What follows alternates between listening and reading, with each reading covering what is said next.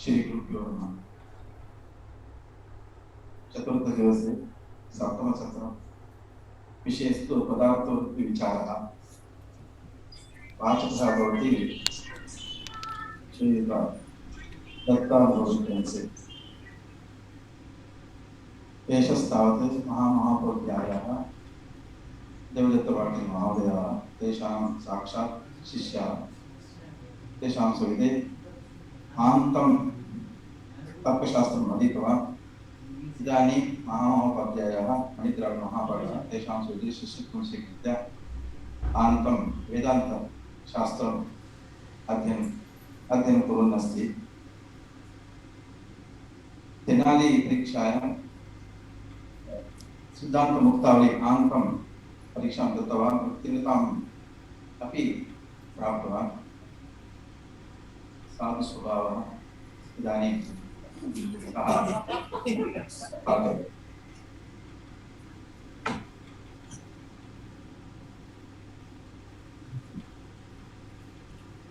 मया तु साधुस्वभावः इत्युक्तं साधुशब्देन यः प्रतीतिः भवति तत् केन कथम् इति तैरेव ज्ञाप्यते। यतोहि शब्दवृत्तिविचारः पाठ्यते।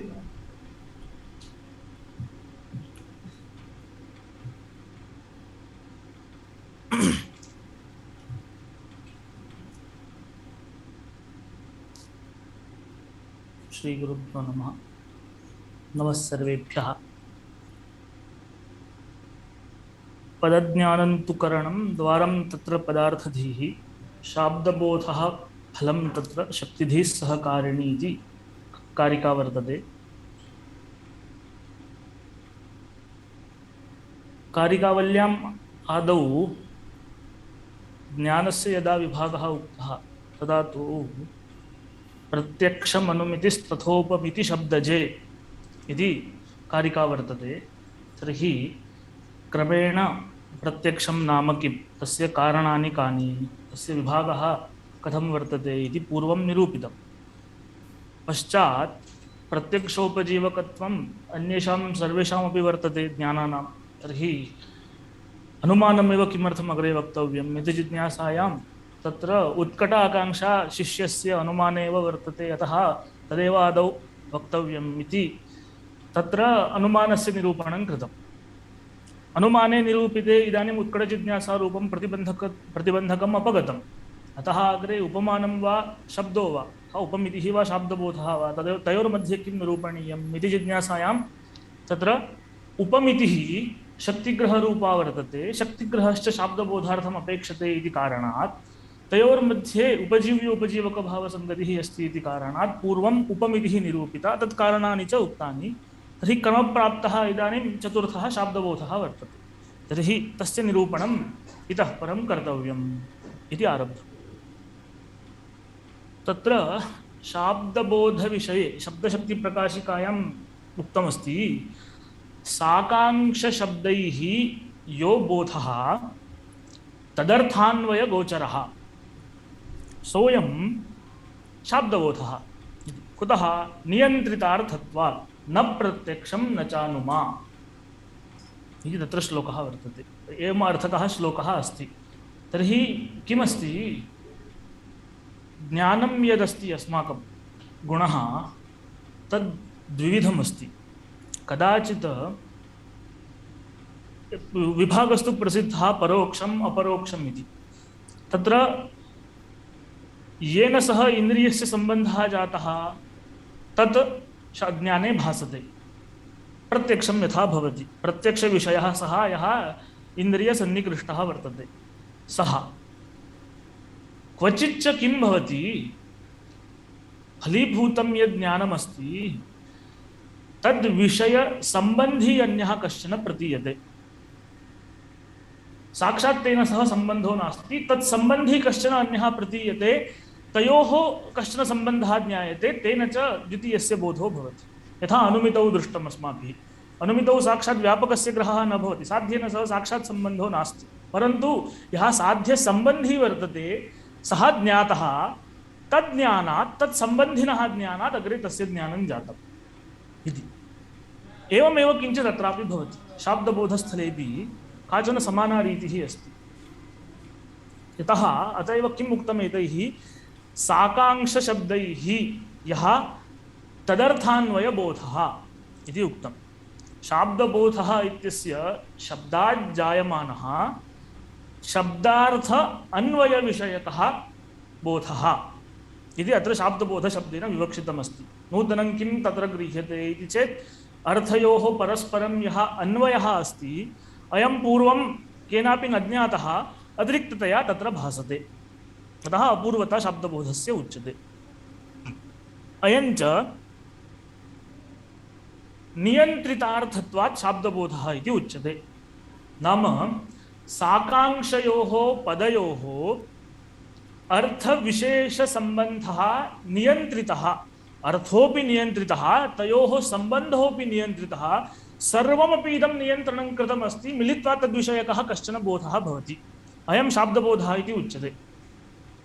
अत एव किं भवति, अन्वयव्यतिरेकाभ्याम् अनुमित्यपेक्षया अस्य वैलक्षण्यं किञ्चित् वक्तुं शक्यते। अनुमितिस्थले किं वर्तते, हेतोः पक्षे ग्रहः अपेक्षते, हेतुसाध्ययोः व्याप्तिग्रहः अपेक्षते, पश्चादनुमितिः जायते। एवं प्रक्रिया अत्र नास्ति इति कथम् अवगम्यते इत्युक्तौ, यस्मात् श्रवणं शब्दस्य वर्तते, कश्चन शब्दः श्रुतः, शब्दादर्थबोधः जातः इति कथं वक्तुं शक्यते इत्युक्तौ, वस्तुतः यः श्रोता वर्तते तदीय आत्मगुणः ज्ञानम्, आत्मगुणत्वात् अन्येन तत् प्रत्यक्षीकर्तुं न शक्यते। एवम् अन्येन तत् साक्षात्कर्तुं न शक्यते चेत् अनुमातव्यम्। अस्य कश्चन ग्रहः जातः अस्ति, अस्य मम विवक्षितार्थविषयकः कश्चन ग्रहः जातः अस्ति इति अनुमातव्यम्। तत् कथम् अनुमातुं शक्यते इति प्रश्ने तत्र उच्यते प्रवृत्त्याद्यनुमेयोऽयम् इत्यादि कारिकायाम् उक्तं। यथा आत्मा अनुमीयते एवमेव तस्य कार्यविशेषे प्रवृत्तिं दृष्ट्वा तद्विषयकं ज्ञानमपि तस्य वर्तते इत्यनुमातुं शक्यते। एवं तस्मात् तादृशज्ञानस्य यत् कार्यं वर्तते, ज्ञानस्य कार्यम् इच्छा, इच्छायाः कार्यं कृतिः, कृतेः कार्यं चेष्टा, सा प्रत्यक्षसिद्धा वर्तते। ज्ञानं न प्रत्यक्षसिद्धं, ज्ञानस्य यत् साक्षात् कार्यमस्ति तदपि न प्रत्यक्षसिद्धम्, इच्छारूपं, परन्तु यत् परम्परया कार्यमस्ति चेष्टारूपं तत् प्रत्यक्षसिद्धम्। अतः तद्वत्वात् तत्प्रयोजिका काचन कृतिः अस्ति, कृतिजनिका इच्छा अस्ति, तज्जनकं ज्ञानञ्च अस्ति इति ज्ञायते, इति अनुमातुं शक्यते। इदञ्च ज्ञानं कथं जातम् इति प्रश्ने तत्र अन्वयव्यतिरेकाभ्यां शब्दः एव अस्ति इति ज्ञायते। शब्दः श्रुतः, एवं कार्यम् अनुभूतं, परम्परया यदन्तिमं कार्यं तदनुभूतमस्ति, तर्हि अवश्यं शब्दादेव किञ्चित् गृहीतमस्ति इति ज्ञायते। अयमेव अस्ति शाब्दबोधः, शब्दात् जायमानः कश्चन ग्रहविशेषः इति। अयञ्च शाब्दबोधः अत्र फलत्वेन उक्तः। तत्र कारणानि कानि इति जिज्ञासायां तत्र क्रमेण उक्तं, तत्र पदज्ञानं तु करणम् इति। करणं पदज्ञानं, व्यापारः पदार्थोपस्थितिः, सहकारिकारणं वृत्तिज्ञानम्, अग्रिमकारिकायां तु सन्निधिः, आकांक्षा, योग्यता, तात्पर्यम्, एतेषामपि ज्ञानानि कारणानि इति उक्तम्। तर्हि यदा क्रमं कञ्चन पश्यामः, केन क्रमेण अत्र शाब्दबोधः भवति इति, तदा आदौ भवति पदश्रवणं। पदश्रवणे जाते श्रुतस्य पदस्य यत्र पूर्वं शक्तिग्रहः वर्तते सा शक्तिः स्मर्यते, शक्तिग्रहः अग्रे भवति, सा शक्तिः यत्र तस्य शक्तिः गृहीता अस्ति सः अर्थः स्मर्यते। शक्तिग्रहः कथं भवति इति क्रमेण अग्रे प्रतिपाद्यते एव कथं भवति इति। ततः पश्चात् पदार्थोपस्थितिः भवति। यानि पदानि सन्ति सर्वेषां पदानां ये अर्थः तेषाम् उपस्थितिः भवति। पश्चात् अग्रे उपस्थितानां पदार्थानां परस्परं यः सम्बन्धः, तात्पर्यविषयीभूतः सम्बन्धः अस्ति, तद्विषयकः बोधः भवति इति स्थूलरीत्या इदानीम् आलोचयितुं शक्यते। तत्र इतोपि विचारः अग्रे भवन्ति किं कदा भवति इति, परन्तु इदानीं स्थूलरीत्या एवमेव क्रमः अस्ति। पदश्रवणं, शक्तिग्रहः, पदार्थोपस्थितिः, शाब्दबोधः इति क्रमेण वक्तुं शक्यते इति। तर्हि शाब्दबोधः फलं तत्र शक्तिधीः सहकारिणी इत्युक्तम्। तर्हि एवं किञ्चित् अत्र आलोचनीयं भवति। पङ्क्तौ शक्तिधीः सहकारिणी इति उक्तमस्ति अत्र कारिकायां। वस्तुगत्या सहकारित्वं केवलं शक्तिग्रहस्यैव अस्ति इति नास्ति। यतः अग्रे यदा आलोचनं क्रियते तदा ज्ञायते अत्र वृत्तिः विवक्षिता अस्ति, वृत्तिश्च द्विविधा अस्ति, शक्तिः लक्षणा च इति। उभयविध वृत्त्योः ग्रहः सहकारी भवति, शाब्दबोधं प्रति सहकारी भवति। परन्तु वैलक्षण्यम् एवं भवति, शाब्दबोध सामान्यात् पूर्वं शक्तिग्रहस्तु नियमेन भवत्येव। यतोहि लक्षणाग्रहार्थमपि पूर्वं शक्तिग्रहः अपेक्षते। शक्तिग्रहे जाते या पदार्थोपस्थितिः भवति तत्र बाधनिश्चये जाते अग्रे लक्षणायाः कल्पनमस्ति। यतः अनुपपत्तिप्रतिसन्धानं लक्षणायाः बीजं वर्तते। अनुपपत्तिप्रतिसन्धानं कदा भवति? यदा तस्य पदार्थस्य उपस्थितिः अस्ति तत्काले। तदुपस्थित्यर्थं शक्तिग्रहः अपेक्षते। तस्मात् शाब्दबोधः यदि अपेक्षते यदा यदा भवति तदा तदा सर्वदा पूर्वं शक्तिज्ञानम् अस्ति एव। कदाचित् यत्र शक्तिः गृहीता सः अर्थः शाब्दबोधे भासते, कदाचित् न भासते, सा अन्या कथा। तत्र तु वक्तुः तात्पर्यमेव नियामकं भवति। यथा इदानीम् एकम् उदाहरणं यदि द्रष्टव्यं चेत् चैत्रः ग्रामं गच्छति इति वाक्यमस्ति। चैत्रः ग्रामं गच्छति इति वाक्यं। तर्हि अत्र विभागं यदि पश्यामश्चेत् ग्रामपदमस्ति, अग्रे द्वितीया वर्तते, धातुः अस्ति, आख्यातमस्ति, चैत्रपदमस्ति, प्रथमा च वर्तते इति। तर्हि नैयायिकानां यदि मते शाब्दबोधः कथं भवति इति पृष्टे, शाब्दबोधः सविकल्पकज्ञानरूपः अस्ति, निर्विकल्पकः शाब्दबोधः नास्ति। शाब्दबोधः सर्वोऽपि सविकल्पकः अस्ति।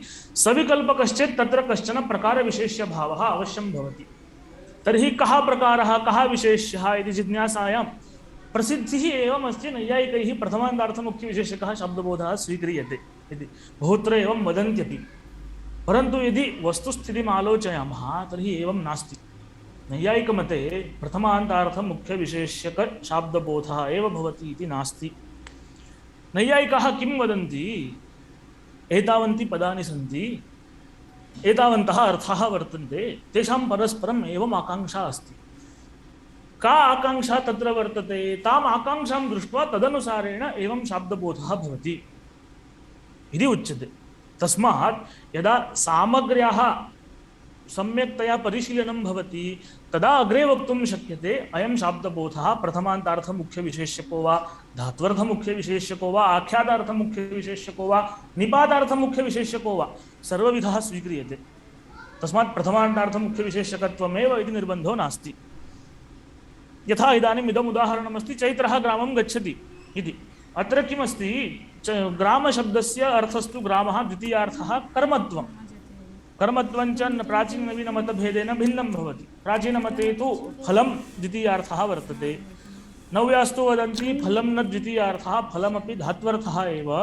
तस्मात् फलान्वयिनी या आधेयता अस्ति सा द्वितीयार्थः इति।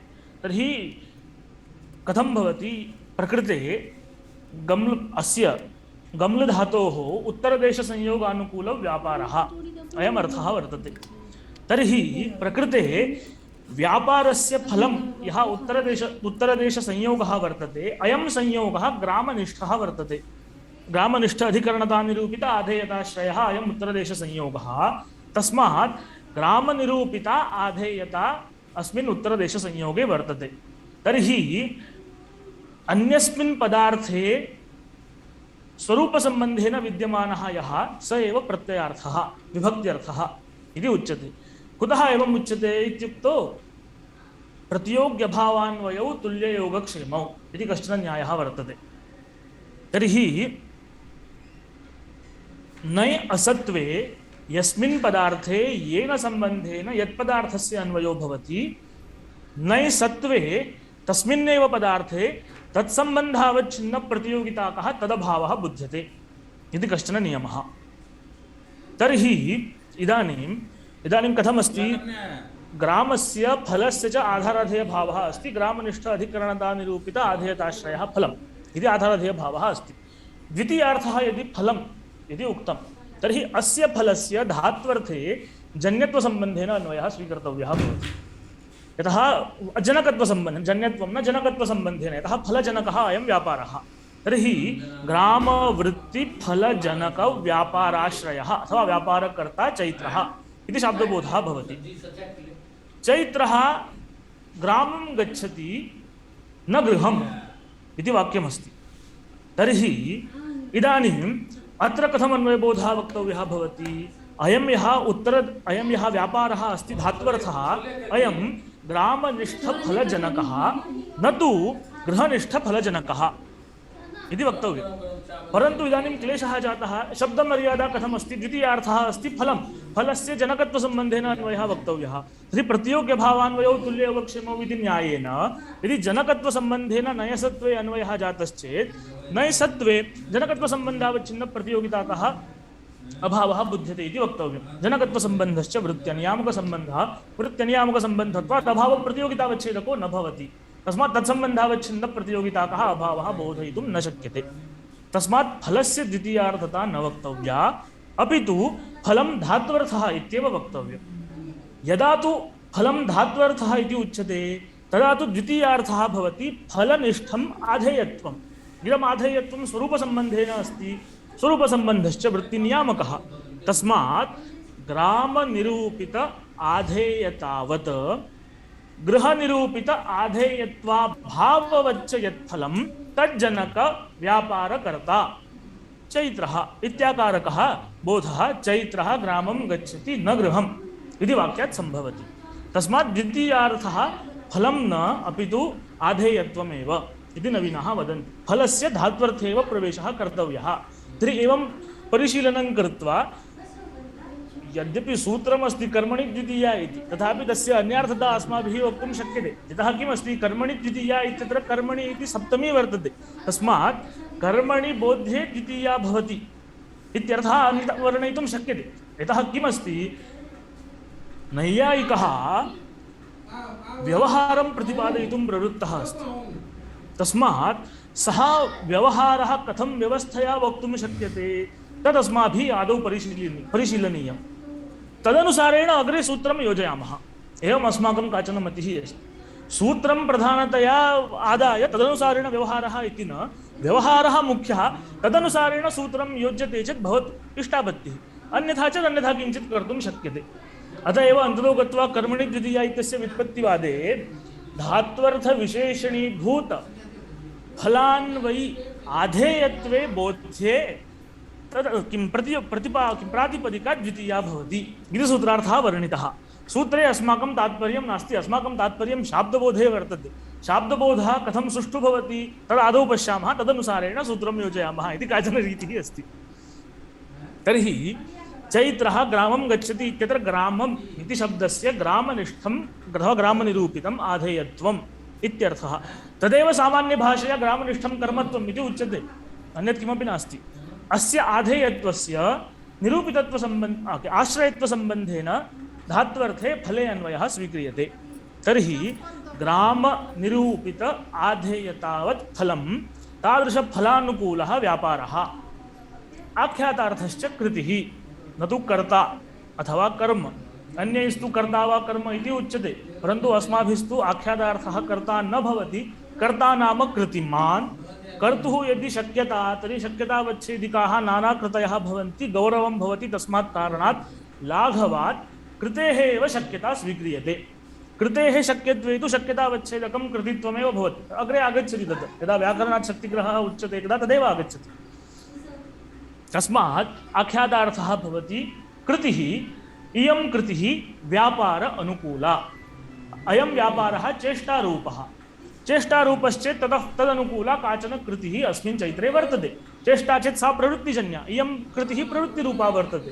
तस्मात् आहत्य चैत्रः ग्रामं गच्छति इति वाक्यात् ग्रामनिरूपित आधेयत्ववत् फल अनुकूल व्यापारानुकूल कृतिमान् चैत्रः इत्याकारकः बोधः भवति। तर्हि कृतिमान् चैत्रः इति यः अंशः अस्ति, अयम् अंशः चैत्रस्य कर्तृत्वं प्रतिपादयति। एतेन ज्ञायते चैत्रः कर्ता वर्तते। तर्हि कर्तुः बोधः जातः। कर्ता चैत्रः अस्ति इति निश्चयो जातः अस्ति। तर्हि अयम् इदानीं प्रकृते किमस्ति पश्यन्तु। चैत्रशब्देन चैत्रः बोधितः, आख्यातेन कृतिः बोधिता, धातुना व्यापारः बोधितः। ग्रामशब्देन ग्रामः बोधितः। तेषां सम्बन्धः कथं ज्ञातः परस्परं? सः नूतनः शाब्दबोधे भासते खलु, अनुकूलः, आश्रयः, निरूपितः इत्यादिकम् उच्यते अस्माभिः। सः सम्बन्धः कथं भासते इति जिज्ञासायाम् उच्यते। इदमेव अस्याः सामग्र्याः सामर्थ्यं वर्तते। आकाङ्क्षा, तात्पर्यं, योग्यता, एतैः किं क्रियते इत्युक्तौ एतयोः अर्थयोः अयमेव सम्बन्धः अस्ति इति ज्ञाप्यते। तदेव उक्तं नियन्त्रितार्थत्वात् साकाङ्क्षशब्दैः यः अन्वयगोचरः बोधः भवति सः शाब्दबोधः इति उच्यते।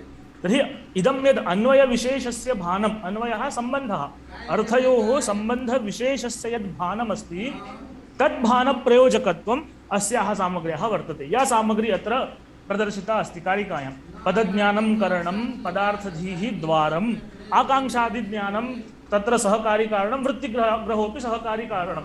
अस्याः सामग्र्याः फलं किम् इत्युक्तौ अपूर्वस्य अन्वयविषयकस्य बोधस्य उत्पत्तिः इति। पदार्थाः शक्त्या भासन्ते तत्र। शक्तिग्रहस्य कार्यं किमस्ति इत्युक्तौ समर्पणं कर्तव्यम्। अयं तत्र विषयः भवति, अयं तत्र विषयः भवति। चैत्रपदेन किं कृतं? शाब्दबोधे चैत्ररूपः विषयः समर्पितः। विषयः समर्पितः अस्ति, केवलं तस्य प्रकारत्वं वा विशेषत्वं वा तन्न समर्पितम्।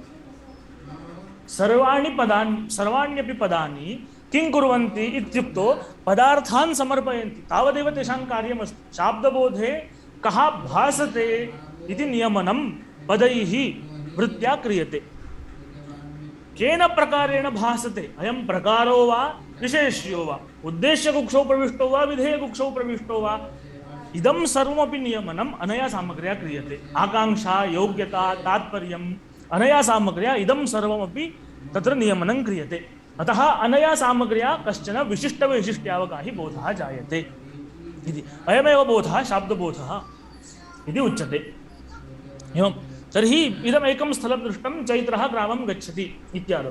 द्वितीयमपि स्थलं द्रष्टुं शक्यते, चैत्रेण गम्यते ग्रामः इति, अथवा चैत्रेण पच्यते तण्डुलः इति सुलभतया कर्माख्यातं वर्तते प्रकृते। तृतीयार्थः भवति कृतिः। तर्हि चैत्रसमवेताया कृतिः किमस्ति? पदार्थः विशिष्टः एकः एव अस्ति। किञ्चित् यदि आलोचयामः तर्हि किं भवति? स्थलद्वयं पश्यामः। चैत्रः ग्रामं गच्छति, चैत्रेण ग्रामः गम्यते इति। उभयत्रापि विशिष्टपदार्थः एकः एव अस्ति। एवं ग्रामवृत्तिसंयोगानुकूलव्यापारकर्ता चैत्रः, व्यापारानुकूलकृतिमान् चैत्रः। यदा एवं विशिष्टः विवक्षितः अस्ति तदा चैत्रः ग्रामं गच्छति इति प्रयोगः भवति। यदा विशेषविशेषणभावः विपरीतः क्रियते तदा किं भवति? चैत्रसमवेतकृतिजन्यव्यापारजन्यफलाश्रयः ग्रामः। प्रयोगः भवति चैत्रेण ग्रामो गम्यते इति। तर्हि एतेन किं ज्ञायते? विशेषणत्वं विशेष्यत्वं च तेषामेव पदार्थानां वर्तते। पदार्थाः ते एव विशेषविशेषणभावः परं विपरीतः जातः। एवं पदार्थानां भेदो नास्ति, कर्मणि प्रयोगो वा कर्तरि प्रयोगो वा, उभयत्रापि पदार्थानां भेदो नास्ति, तेषां विशेषविशेषणभावः परम् अन्यः जातः। एवं तेषां विशेषविशेषणभावः परम् अन्यः जातः इति कारणात् तत्र प्रयोगभेदः जातः। चैत्रः ग्रामं गच्छति, ग्रामवृत्तिसंयोगानुकूलव्यापारानुकूलकृतिमान् चैत्रः इति। चैत्रेण गम्यते ग्रामः। चैत्रवृत्तिकृतिजन्यव्यापारजन्यफलाश्रयः ग्रामः इति। तेव पदार्थाः, तेषां विशेषविशेषणभावः केवलं विपरीतः जातः इति। तस्मात् किं जातं? यस्मात् तेषामेव पदार्थानां भानमस्ति, अत एव आख्यातेन तदेव वक्तव्यं यत् कर्मणि प्रयोगे तृतीयया उच्यते। एवम् आख्यातेन तदेव वक्तव्यं यत् कर्मणि प्रयोगे तृतीयया उच्यते। यथा पदार्थः समानः अस्ति, बोधकञ्च अन्यत् पदं किमपि नास्ति, तस्मात् उभयोः अपि ऐकार्थ्यम् आदाय आख्यातार्थः कृतिः इति उच्यते। यस्मात् तृतीयायाः कृत्यर्थकत्वं चैत्रसमवेतकृतिजन्यः इति उच्यते। तर्हि तत्र तृतीयया कृतिः बुद्धा तर्हि अत्रापि आख्यातेन कृतिः बोधनीया अतः अपि अत्र आख्यातार्थः कृतिः इति उच्यते तस्मात् अत्रापि तादृश व्यापारानुकूल कृतिमान् चैत्रः इत्याकारकः बोधः सम्भवति इति तर्हि इदानीम् अयं जातः शाब्दबोधः इति शाब्दबोधस्य विशेषोऽपि कश्चन अस्माभिः दृष्टः किमर्थमयं शाब्दबोधः अङ्गीकर्तव्यः इत्यपि दृष्टम् एवम् अस्य कारणानि यदा परिशीलयामः तदा आगच्छति प्रथमतः आगच्छति पदज्ञानं तदेव करणत्वेन अत्र उक्तं ग्रन्थकारेण प्राचीनमतरीत्या करणत्वेन उक्तं यतः अग्रे द्वारम् अपि दर्शितं तर्हि व्यापारवदसाधारणं कारणं करणं तदत्र विवक्षितमस्ति पदज्ञानं करणम् इति वस्तुतः यद्यपि शाब्दबोधः इति शब्दात् इदं न लभ्यते यतः शब्दात् जायमानः बोधः इति खलु विवक्षितमस्ति तर्हि शब्दस्य खलु करणत्वं वक्तव्यं पदज्ञानस्य किमर्थं करणत्वम् उच्यते इति प्रश्ने तत्र शङ्कां कृत्वा समाधानं स्वयमेव उक्तं ग्रन्थकारेण मौनिश्लोकादौ व्यभिचारः अस्ति तत्र पदं नास्ति मौनिश्लोकः इति यद्यपि शब्दः अस्ति तथापि तत्र तात्पर्यमेवमस्ति यः मौनी अस्ति तेन काचन लिपिः तत्र प्रदर्शिता तद्दृष्ट्वा पदस्मरणं जातं तेन शाब्दबोधः जातः तर्हि मौनिना यद् लिखितमस्ति तस्य याः रेखाः सन्ति ताः रेखाः दृष्ट्वा पदकल्पना तेन अग्रे शाब्दबोधः भवति इयं च रीतिः नूतना नास्ति अनुमानखण्डेपि एवमेव क्रियते प्राचीनमतमस्ति लिङ्गं करणम् इति नव्यास्तु वदन्ति लिङ्गं न करणं लिङ्गज्ञानं करणमस्ति लिङ्गज्ञानं करणं तस्य व्यापारः परामर्शः अग्रे च फलमनुमितिः समानमत्रापि वर्तते ज्ञानविषयीभूतं पदं न करणम् अथवा केवलं पदं न करणं पदज्ञानं करणं तस्य व्यापारः अस्ति पदार्थोपस्थितिः इति पदार्थोपस्थितिः व्यापारः तदग्रे फलं शाब्दबोधः इति उक्तं तदेव उक्तं शाब्दबोधप्रकारं दर्शयति पदज्ञानं तु इति न तु ज्ञायमानं पदं करणम् इति तदर्थमेव अस्ति कुतः पदज्ञानं तु करणम् इति उक्तम् इत्युक्तौ एवमेव पदाभावेपि मौनिश्लोकादौ शाब्दबोधात् वस्तुतः तत्र पदं नास्ति पदं स्मर्यते पद किं तादृशज्ञानजनक पदविषयक उपस्थितिप्रयोजकः कश्चन विषयः तत्र दृष्टः कश्चन धर्मी दृष्टः कः अस्ति सः इत्युक्तौ रेखाविशेषः यः अस्माभिः लिपिः इति उच्यते सः तद्दृष्ट्वा पदविशेषस्य स्मरणं भवति स्मरणविषयीभूतं पदम् अस्ति इति न कुतः पदं शब्दरूपं शब्दः आकाशगुणः अस्ति एवम् आकाशगुणत्वात् द्विक्षणावस्थायित्वात् सः इदानीं नास्ति पूर्वं विद्यमानः कश्चन सः वर्णः इदानीं स्मर्यते तावदेव तदुक्तं पदार्थधीः इति पदजन्यपदार्थस्मरणं व्यापारः इति तर्हि पदज्ञानस्य व्यापारः भवति पदार्थोपस्थितिः पदार्थोपस्थितिः इति शब्देन अत्र यदि उपस्थितिसामान्यं विवक्षितं व्यापारशब्देन यदि उपस्थितिमात्रं विवक्षितं नापेक्षते एवं स्वौ व्यापार अन्यतरवत्ता अस्ति चेत् पर्याप्तं कारणत्वं निर्वहति एवं तर्हि पदार्थधीः व्यापारः इति यद्यपि अत्र उक्तं तथापि अग्रे वयं यदा चिन्तयामः तदा किं कृतं तेन पदार्थधीः इति पदजन्यपदार्थस्मरणं व्यापारः इति उक्तं पदज्ञानजन्यपदार्थस्मरणम् अत्र व्यापारत्वेन विवक्षितं न तु यथा कथञ्चित् जायमानं पदार्थस्मरणम् इति यथा कथञ्चित् जायमानं पदार्थस्मरणं यदि तत्र इष्टं स्यात् शाब्दबोधजनकत्वेन इष्टं स्यात् तर्हि स्मरणम् अस्ति स्मरणत्वेनापि अत्र विवक्षा नास्ति उपस्थितिः अत्र विवक्षिता अस्ति उपस्थितिः ज्ञानसामान्यं पदार्थविषयकं स्मरणं वा बहुत्र स्मरणमस्ति इति कारणात् पदार्थस्मरणम् इति उच्यते ज्ञानमात्रम् अस्ति चेत् पर्याप्तं तद् ज्ञानमात्रं कदाचित् पदेन सम्भवति कदाचित् अन्येन उपायेनापि सम्भवति अन्येन उपायेन यदि अर्थविषयकं ज्ञानं जातं चेत् तत्र शाब्दबोधः नेष्टः अतः तादृश उपस्थितेः वारणार्थम् उपस्थितिः पदज्ञानजन्या अपेक्षते इति उक्तं यतः इदानीं चक्षुस्सन्निकर्षः जातः अयं घटः इति ज्ञानं जातम् इयमपि पदार्थोपस्थितिः घटोपि कश्चन पदार्थः एव खलु तर्हि इदं ज्ञानमपि पदार्थोपस्थितिरूपमेव अस्ति परन्तु अस्य शाब्दबोधजनकत्वं नास्ति अतः एतादृशस्थलेषु स्थूलरीत्या शाब्दबोधवारणार्थम् अस्य वारणम् अन्येन प्रकारेण अपि कर्तुं शक्यते प्राभाकरादिभिः क्रियतेपि, परन्तु तदत्र न विवक्षितमस्ति।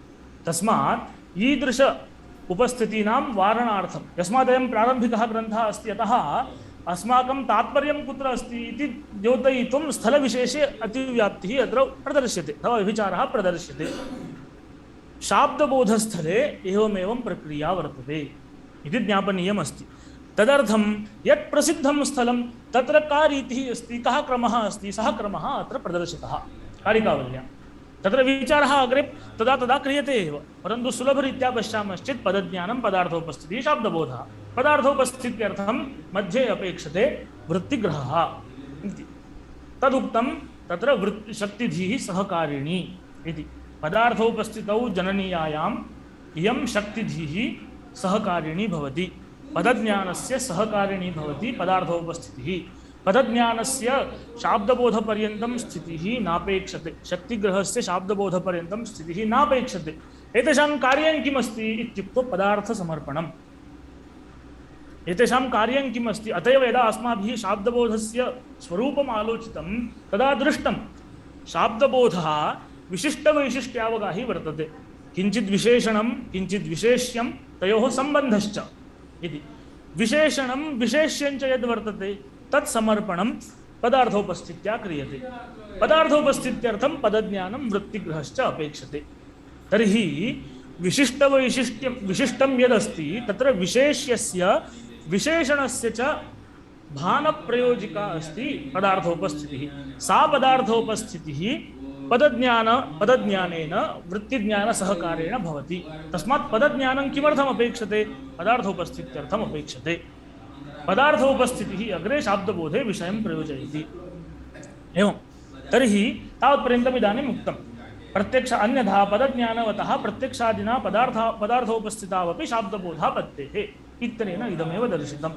शाब्दबोधः सर्वत्र न भवति, यत्र पदज्ञानेन पदार्थोपस्थितिः जाता तत्रैव शाब्दबोधः भवति, अन्यत्र तु शाब्दबोधः न भवति इति। अन्यत्र भवति चेत् सः अन्यः कश्चन पदार्थः, सः शाब्दबोधः इति नोच्यते। कुतः नोच्यते, यस्मात् तादृशस्थले शब्दात् प्रत्ययमी इति अनुव्यवसायः अग्रे न भवति। शाब्दबोधस्य अयं विशेषः अस्ति अन्यस्मात्, यतः पूर्वमपि एवमेव उक्तमस्ति, प्रत्यक्षम् अनुमितिः शाब्दबोधः। एतेषां वैलक्षण्यं कथं सिद्ध्यति इत्युक्तौ तत्र पश्चात् जायमानः अनुव्यवसायोऽपि प्रमाणं भवति। साक्षात् करोमि, अनुमिनोमि, शब्दात् प्रत्ययमी इति अनुव्यवसायानां भेदः अस्ति। अयं भेदः विषयभेदाधीनः एव अस्ति, अन्यथा अन्यः कोऽपि भेदः तत्र वक्तुं न शक्यते। तस्मात् विषयभेदः वक्तव्यश्चेत् अवश्यम् अत्र अनुमिनोमि इति अनुव्यवसायविषयीभूतज्ञानात् शब्दात् प्रत्ययमी इति अनुव्यवसायविषयीभूतं ज्ञानं विजातीयम् इति वक्तव्यम्। अत एव शाब्दबोधः अनुमित्यपेक्षया विजातीयः इति सिद्ध्यति इति। इयमपि एका तत्र रीतिः अस्ति। तर्हि पदार्थोपस्थितावपि शाब्दबोधः पत्तेः इत्यनेन पदज्ञानजन्यत्वम् उक्तम्। तर्हि पदज्ञाने जाते पदार्थोपस्थितिः भवति इति उक्तम्। पदज्ञाने जाते पदार्थः इत्यपि मास्तु, पदज्ञाने जाते कश्चन अर्थः प्रतीयते इति दृष्टं। परन्तु एवमपि नियमः अस्ति, इदं पदं श्रुतं चेत् अयमेव अर्थः उपस्थितः भवति, अन्यः अर्थः उपस्थितः न भवति। एवं घटपदं श्रुत्वा कम्बुग्रीवादिमानेव कश्चन उपस्थितः भवति, अन्यः कश्चन उपस्थितः न भवति। तस्माद् अवश्यं ज्ञातव्यम् एतयोर्मध्ये कश्चन सम्बन्धः अस्ति। अयमेव सम्बन्धः अस्माभिः शक्तिः इति उच्यते। अर्थस्मृत्यनुकूलः पदपदार्थसम्बन्धः शक्तिः। पदपदार्थयोः सम्बन्धः, पदस्य तदर्थस्य च कश्चन सम्बन्धः यः स्मृत्यनुकूलः, अर्थविषयकस्मृत्यनुकूलः। अत्रापि स्मृतित्वं न विवक्षितम्। अर्थविषयकज्ञानजनकः सः पदपदार्थसम्बन्धः, पदस्य अर्थस्य च सम्बन्धः। इदमेव अस्माभिः आदौ दृष्टं। क्वचित् एकः सम्बन्धी ज्ञायते चेत् अन्यः सम्बन्धी प्रतीयते इति। अनुमितौ यथा दृष्टम् अयं सम्बन्धः व्याप्तिरूपः अस्ति। साध्यहेतोर्मध्ये व्याप्तिरूपः सम्बन्धः अस्ति। एकः सम्बन्धी ज्ञायते, अन्यः सम्बन्धी अग्रे ज्ञायते। तेन तज्ज्ञानेन अन्यस्य सम्बन्धिनः ज्ञानं भवति।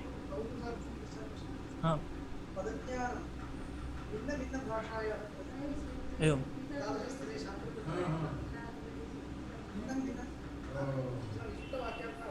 एवं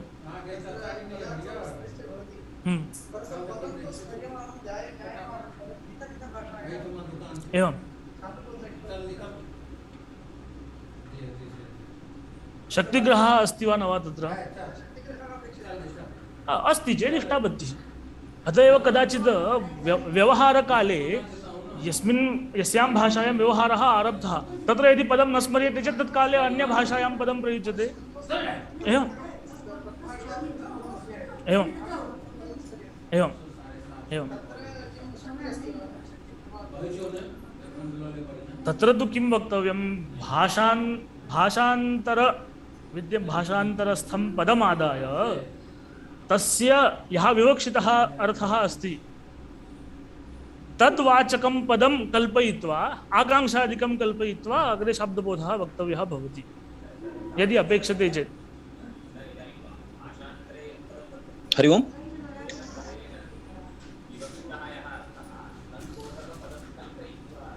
यदि अपेक्षते चेत् न ज्ञायते चेत् श्रमो नास्ति। यदि भाषान्तरीय पदस्य शक्तिग्रहः अस्ति चेत् भवतु शाब्दबोधः, बाधकं किमपि नास्ति। पदज्ञानं तावदेव उक्तमस्ति खलु, न कर्तुं शक्यते, एवं नियमः कर्तुं न शक्यते। हरि ओम् आचार्य।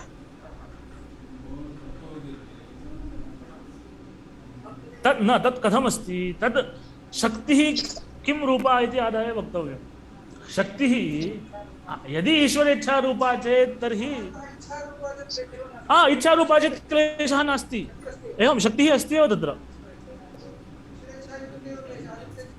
एवं एवं इच्छा सामान्यं शक्तिः इति कारणात् श्रमो नास्ति कोऽपि। एवं तस्मात् भाषान्तरीयं भवतु, तत् शक्तं पदं खलु।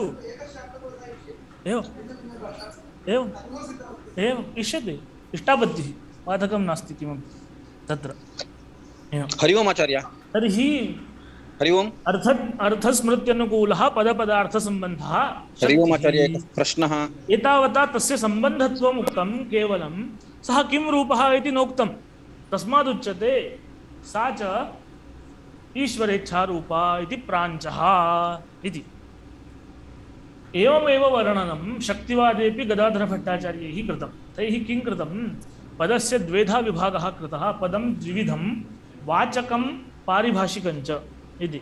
तत्र ईश्वरेच्छा शक्तिः, तया अर्थबोधकं पदं वाचकम्। आधुनिकसङ्केतः शक्तिः न किन्तु परिभाषा, तया अर्थबोधकं पदं पारिभाषिकं पदम् इति तत्र साक्षात् विभागः कृतः। तस्मात् तावता तस्य शाब्दबोधजनकत्वं वादितम् इति नास्ति।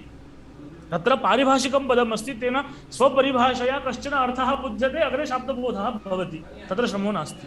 नव्यास्तु किं वदन्ति, ईश्वरीयत्वं तत्र न निवेशनीयं, तस्य आवश्यकता नास्ति। इच्छासामान्यमेव शक्तिः, इच्छासामान्यमेव शक्तिः इति कारणात् लघुभूतः कश्चन कार्यकारणभावः लब्धुं शक्यते इति।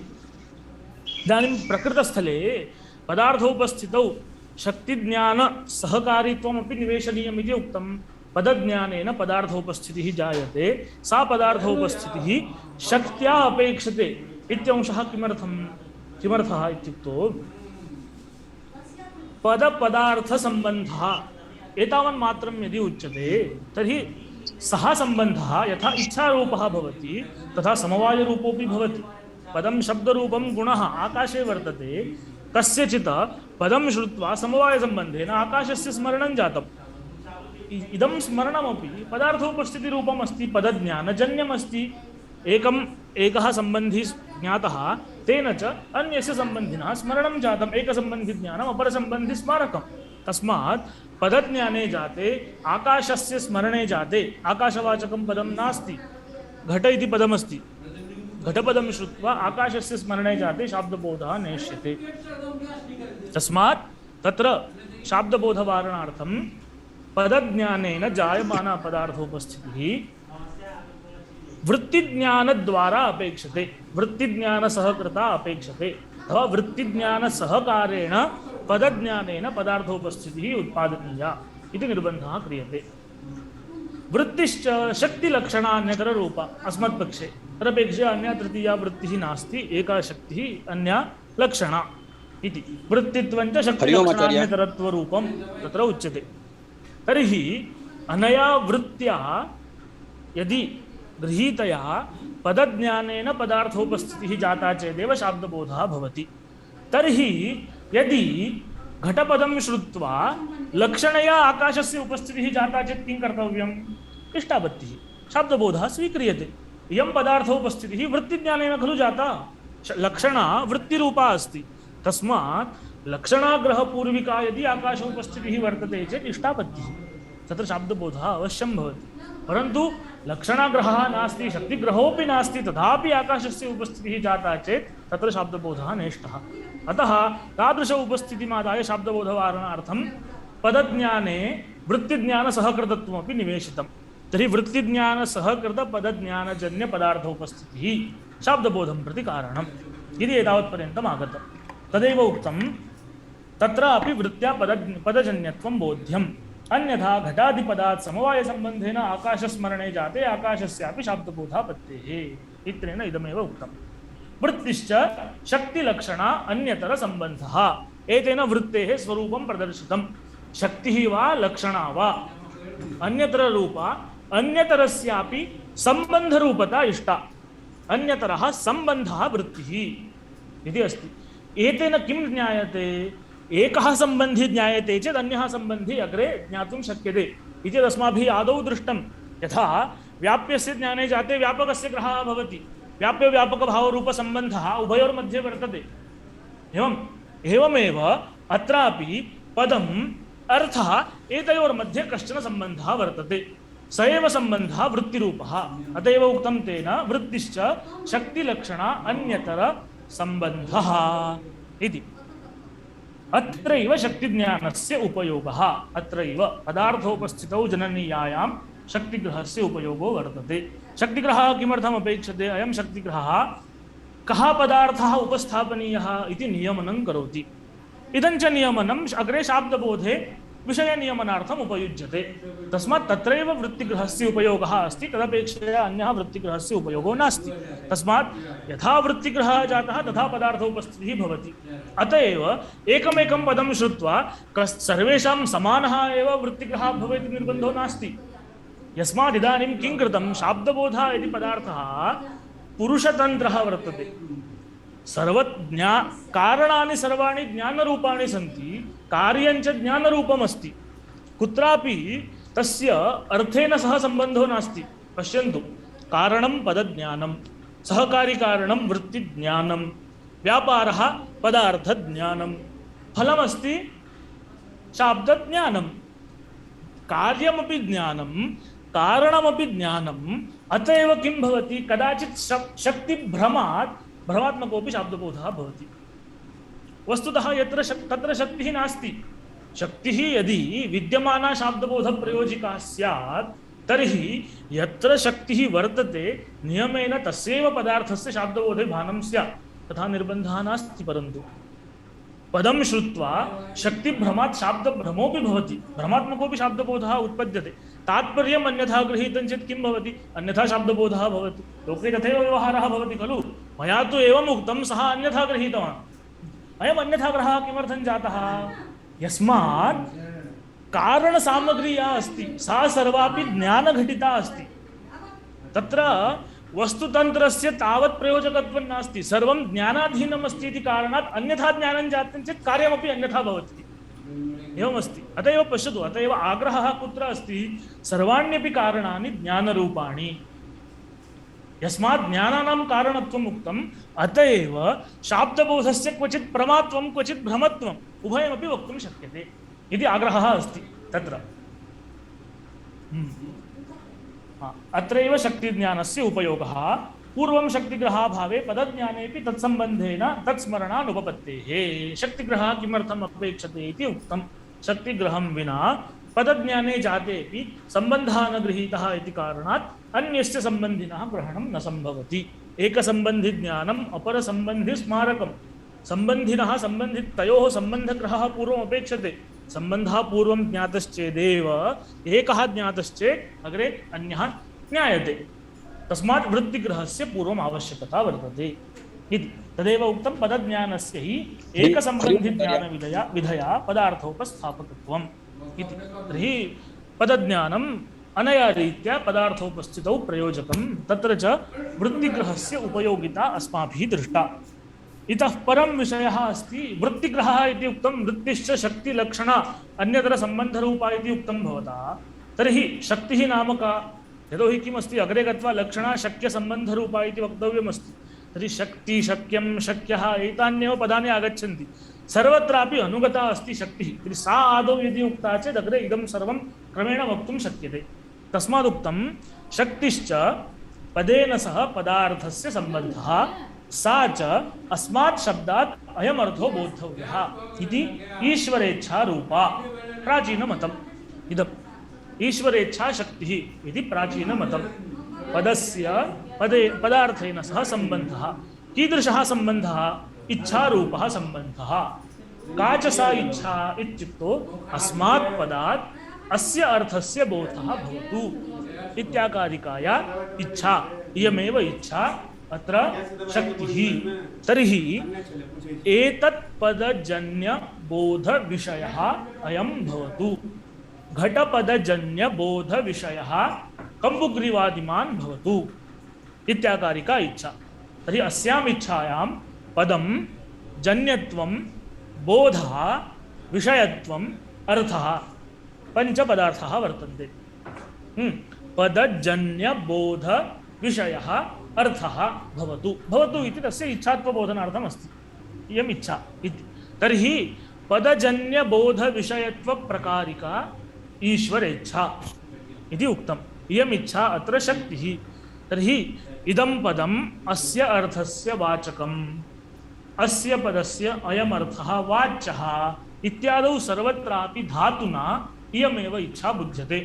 यथा एकम् उदाहरणं वक्तुं चेत् गोपदस्य गौः वाच्यः इति प्रयोगः अस्ति। गोपदस्य गौः वाच्यः इति प्रयोगः अस्ति।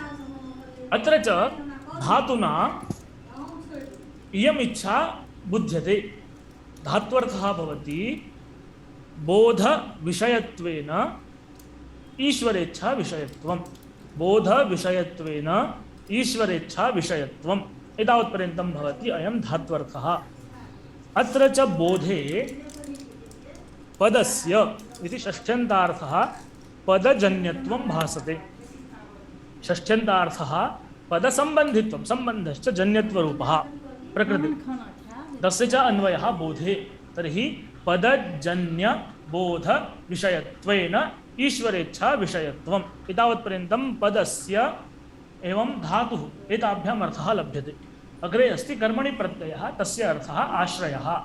तर्हि गोपदस्य गौः वाच्यः इति वाक्यात् गोपदसम्बन्धी बोधविषयत्वप्रकारक इच्छाविशेष्यतावान् अर्थः इत्याकारकः बोधः भवति।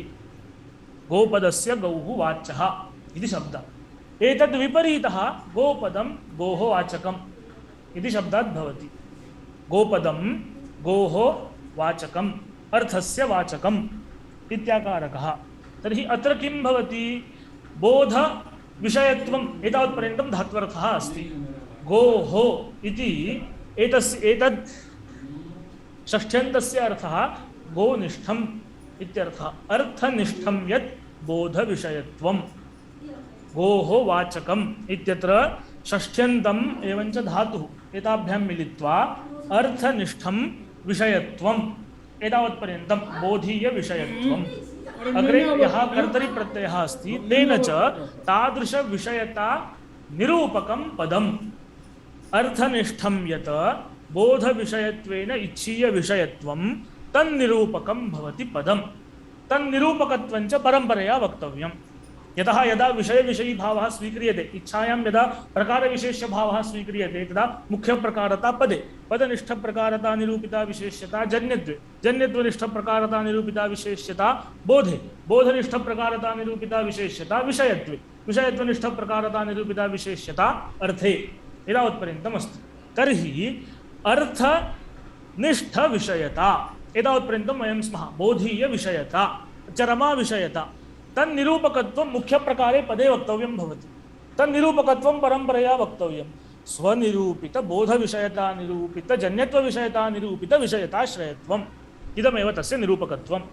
तस्मात् अर्थनिष्ठ बोधविषयता निरूपकं पदम् इति पदं गोः वाचकम् इति वाक्यात् बोधः भवति। तर्हि उभयथापि किम् अस्ति? पदजन्यबोधविषयत्वेन इच्छाविषयत्वम् अथवा तादृशपदजन्यबोधविषयत्वप्रकारिका ईश्वरेच्छा शक्तित्वेन अस्माभिः उक्ता।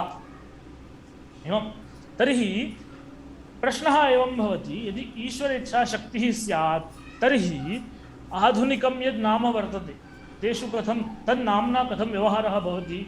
चैत्रः इत्यादि नाम वर्तते, तत्र का गतिः? तत्र तु ईश्वरेच्छा नास्ति खलु, कथमपि तत्र पदं भवति। अतः तत्र प्रश्ने तत्र उक्तं तत्रापि सामान्याकारेण ईश्वरेच्छा वर्तते एव।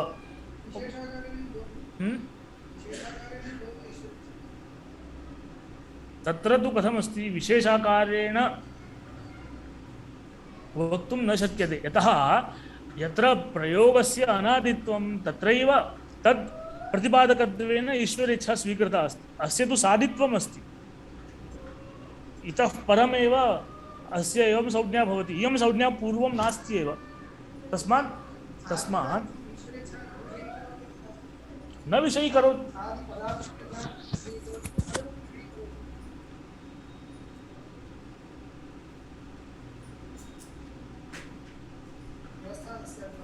हाँ,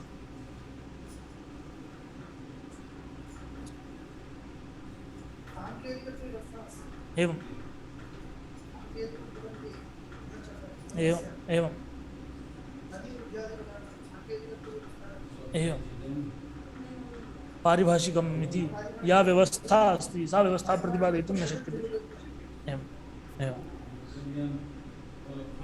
किञ्च इदमपि अस्ति खलु, स्मृतिः अपि अस्ति, एकादशे हनि पिता नाम कुर्यात्, तावदेव। पिता यथे स्वेष्टं नाम कुर्यात् इत्येव तदर्थः अस्ति।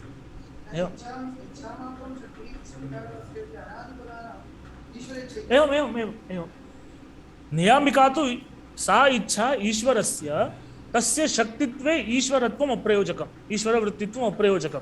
तस्य शक्तित्वम् इच्छात्वेनैव रूपेण सा इच्छा परं तादृशस्थलेषु ईश्वरस्य, अन्यस्थलेषु अस्य आधुनिकः यः अस्ति पाणिन्यादयः तेषामेव तत्र इच्छा नियामिका इति उच्यते। एवं एवं आम्, यस्मात् अयं व्यवहारः अनादिः वर्तते चेत् तत् प्रयोजकोऽपि कश्चन अनादिः एव वक्तव्यः। एवं एवं एवं एवं अत एव अन्यत्रापि एवम् उक्तं, कुत्र नीलकण्ठ्यादिग्रन्थेषु एवम् उक्तम्, ईश्वरज्ञानं वा ईश्वरीयकृतिः वा किमर्थं शक्तित्वेन नोक्ता इत्युक्तौ आधुनिकस्थले इच्छायाः शक्तित्वम् इष्टमस्ति। तर्हि उभयसाधारण्येन यदि एकः कार्यकारणभावः वक्तुं शक्यते चेत् लाघवमस्ति। अन्यथा आधुनिकपदस्थले इच्छात्वेन कार्यकारणभावः, तदन्यस्थले च ज्ञानत्वेन वा कृतित्वेन कार्यकारणभावः इति कार्यकारणभावद्वयं वक्तव्यं भवति। तस्मात् ईश्वर इच्छायाः एव शक्तित्वं। तर्हि इच्छात्वेन रूपेण एकः अनुगतः धर्मः लभ्यते इति उक्तम्। एवं तर्हि आधुनिकसङ्केते तु न शक्तिः इति सम्प्रदायः प्राचीनमतम्। आरम्भे यदुक्तं तदेव, आधुनिकं यद्यद् नाम अस्ति तत्र तु शक्तिः नास्ति। कुतः? शक्तेः ईश्वरेच्छारूपत्वात्। तस्मादेव सः विभागोऽपि उपपद्यते शक्तिवादयः कृतः, वाचकं पारिभाषिकम् इति। एतानि पदानि वाचकानि, तदन्यानि इदानीं यानि आरब्धानि तानि सर्वाण्यपि पारिभाषिकानि। तस्य मूलं किम्? इदमेव, यस्मात् शक्तिः ईश्वरेच्छा, न तु इच्छा सामान्यम् इति। नव्यास्तु ईश्वरेच्छा न शक्तिः, साक्षादत्र निरासः न क्रियते, तथा भाति। ईश्वरेच्छायाः शक्तित्वं नास्ति, तर्हि अन्या काचन शक्तिः वा न। इच्छाशक्तिः ईश्वरीयत्वं तत्कुक्षौ न निवेशनीयम् इत्यत्र तात्पर्यम्। ईश्वरेच्छा न शक्तिः, अत एव अग्रे उक्तं किन्तु इच्छैव इति। इत्यस्य कः अर्थः? ईश्वरीयत्वं शक्तिपद शक्यतावच्छेदकुक्षौ न निवेशनीयम्। शक्ति इति पदेन इच्छा सामान्यमेव बुध्यते न तु ईश्वरीया इच्छा। तर्हि शक्तिपद शक्यतावच्छेदकम् ईश्वरीयत्वं न भवति, इच्छात्वमेव इति ज्ञायते। नव्यास्तु ईश्वरेच्छा न शक्तिः किन्तु इच्छैव। तेन लाघवं किमस्ति इत्युक्तौ आधुनिकसङ्केतितेपि शक्तिः अस्ति एव, अनुगतः कार्यकारणभावः वक्तुं शक्यते इति कार्यकारणभावं बुद्धौ निधाय तेषाम् एवं पक्षः ईश्वरीयत्वं न निवेशनीयम्, इच्छात्वेनैव व्यवहारः सर्वोऽपि इति। तर्हि एतावता अस्माभिः शाब्दबोधः कः, तत् कारणानि कानि इति दृष्टं। तद्वर्णनावसरे अग्रे वृत्तिग्रहः आगतः, तत्र वृत्तिः का इत्युक्तं, शक्तिः का इति प्रतिपादितं। शक्तेः स्वरूपम् एतावता ज्ञातम्, इच्छा शक्तिः, मतभेदोऽपि ज्ञातः, ईश्वरेच्छा वा अथवा इच्छा सामान्यं वा इति मतभेदोऽपि ज्ञातः। इतः परम् इयं शक्तिः कथं गृह्यते इति प्रश्नः। यतोहि शक्तिः गृहीता चेदेव अग्रे सा पदार्थोपस्थापिका भवति। पदार्थोपस्थित्यर्थं शक्तिः अस्ति चेत् न पर्याप्तं। शक्तिः अस्ति चेत् तावन्मात्रेण यदि पर्याप्तिः भवति तर्हि भाषादिकं न शिक्षणीयं स्यात्। इच्छा अस्ति, तज्ज्ञानस्य आवश्यकता नास्ति, तेषां पदानां शक्तिः वर्तते तत्र, तर्हि तावता सर्वोऽपि सर्वां भाषां जानीय, सर्वाः भाषाः जानीय, परन्तु एवं नास्ति। अर्थः पूर्वं ज्ञातव्यः, अस्मिन् अर्थे इदं पदं प्रयोक्तव्यम् इति यावत्पर्यन्तं न जानाति तावत्पर्यन्तं तस्यां भाषायां न व्यवहरति। एतेन किं ज्ञायते? शक्तेः न प्रयोजकत्वं, शक्तिज्ञानस्य व्यवहारे प्रयोजकत्वं। तर्हि शक्तिज्ञानम् अपेक्षते, शक्तिग्रहः अपेक्षते। तर्हि सः शक्तिग्रहः कथं सम्भवति इति प्रश्ने तत्र अष्टधा उपायाः प्रदर्शिताः। शक्तिग्रहं व्याकरणोपमानकोशाप्तवाक्याद् व्यवहारतश्च वाक्यस्य शेषाद् विवृतेर्वदन्ति सान्निध्यतः सिद्धपदस्य वृद्धाः। वृद्धाः शक्तिग्रहं वदन्ति। वृद्धाः इत्युक्तौ ज्ञानवृद्धाः पंडिताः शक्तिग्रहं वदन्ति। कथं? व्याकरणात् शक्तिग्रहं वदन्ति, कोशाद् वदन्ति, उपमानाद् वदन्ति, आप्तवाक्याद् वदन्ति, व्यवहारात् वदन्ति। एवं क्रमेण योजनीयम्। एतस्मात् ग्राहकात् शक्तिग्रहः सम्भवति इति वृद्धाः वदन्ति। तत्र प्रथममस्ति व्याकरणात् शक्तिग्रहः। व्याकरणात् शक्तिग्रहः कुत्र भवति? किमस्ति? भूसत्तायाम् इत्यादि व्याकरणम् अस्ति। तर्हि धातूनां तत्तदर्थविशेषे शक्तिग्रहः व्याकरणात् भवति इति। तर्हि व्याकरणात् शक्तिग्रहः भवति इत्युक्तौ यो यः अर्थः तेन उक्तः सः सर्वोऽपि स्वीकर्तव्यो वा इत्युक्तौ असति बाधके स्वीकर्तव्यः। अतएव उक्तं किं सति बाधके क्वचित् त्यज्यते इति। असति बाधके अस्माभिः या व्यवस्था अत्र क्रियमाणा अस्ति तत्र यदि तदुक्तः अर्थः यदि युज्यते, कश्चन क्लेशः न भवति चेत् अवश्यं स्वीक्रियते। यदि क्लेशः भवति चेत् तर्हि तत्र परीक्षा कर्तव्या। तदर्थम् अग्रे उदाहरणम् उक्तं। कुत्र क्लेशः भवति, कुत्र परीक्षा कर्तव्या भवति, तस्य कृते उदाहरणं स्वयमेव अग्रे प्रदर्शितं। क्वचित् सति बाधके त्यज्यते यथा वैयाकरणैः आख्यातस्य कर्तरि शक्तिः उच्यते। एवं च कर्मणि च भावे च कर्मकेभ्यः इति सूत्रमस्ति। एवं कर्तरि कर्त इत्यस्मात् कर्तरि इत्यनुवर्तते। तर्हि सकर्मकेभ्यः धातुभ्यः कर्तरि कर्मणि च लकाराः स्युः, अकर्मकेभ्यः धातुभ्यः कर्मणि कर्तरि भावे च लकाराः स्युः इति च वा इत्यर्थे अस्ति।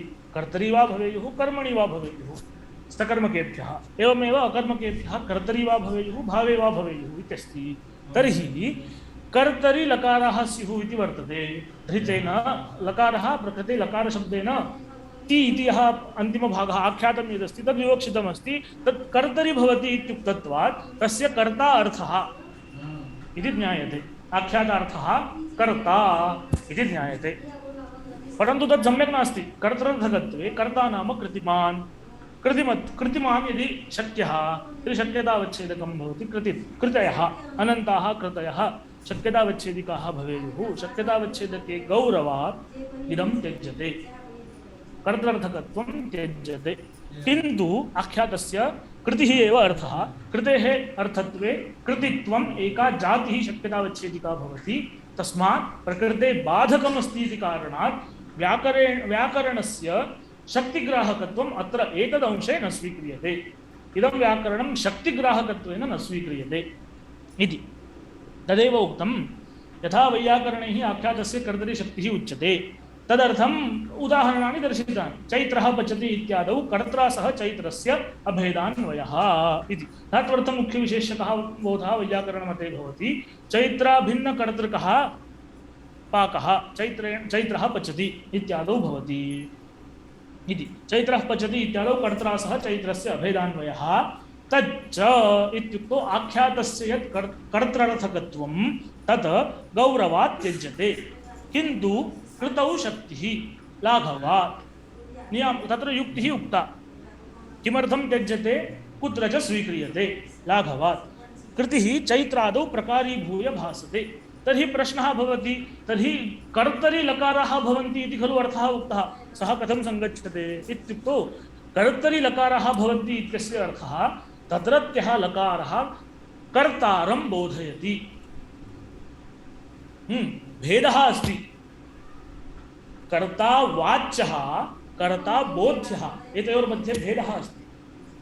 कथं भेदः अस्ति इत्युक्तौ यदि कर्ता वाच्यः स्यात् तर्हि पदेन तस्य उपस्थितिः अपेक्षते। पदेन उपस्थितः शाब्दबोधे भासते चेत् तस्य वाच्यत्वं सम्भवति। हाँ, शक्त्या एवं। बोध्यत्वे तथा नास्ति। बोध्यत्वं कथम्, आख्यातेन कृतिः बुद्धा समभिव्याहारेण तस्याः कृतेः चैत्रेण सह संसर्गः लब्धः, तेन उभाभ्यां मिलित्वा कृतिमान् चैत्रः इति अर्थः लब्धः। तर्हि केनापि पदेन कर्तृत्वेन चैत्रस्य बोधो नास्ति, तथापि चैत्रः कर्ता इति ज्ञायते। कृतिमान् इति मिलित्वा अत्र कर्तृत्वं चैत्रस्य प्रतीयते। तर्हि कर्ता अत्र बुध्यते, न तु अत्र किं चैत्रपदस्य वा आख्यातस्य वा कर्ता वाच्यः इति। तावता चैत्रः कर्ता इति बोधः इति ज्ञायते चेत् पर्याप्तम्।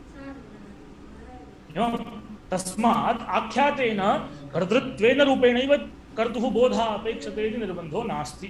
कृतिमान् इति यदुभाभ्यां मिलित्वा बोधितं तेन चैत्रः कर्ता अस्ति इति ज्ञायते। समभिव्याहारलभ्यः संसर्गः पदेन उपस्थापिता कृतिः, उभाभ्यां मिलित्वा कृतिमान् चैत्रः इति ज्ञायते। अतएव अत्र कर्ता बोध्यते। तस्मात् बहुत्र सप्तम्यर्थः कर्मणि द्वितीया, कर्तृकरणयोस्तृतीया इत्यादौ सर्वत्रापि बोध्यत्वमेव स्वीक्रियते अस्माभिः, न तु वाचकत्वं वा वाच्यत्वं वा इति। तर्हि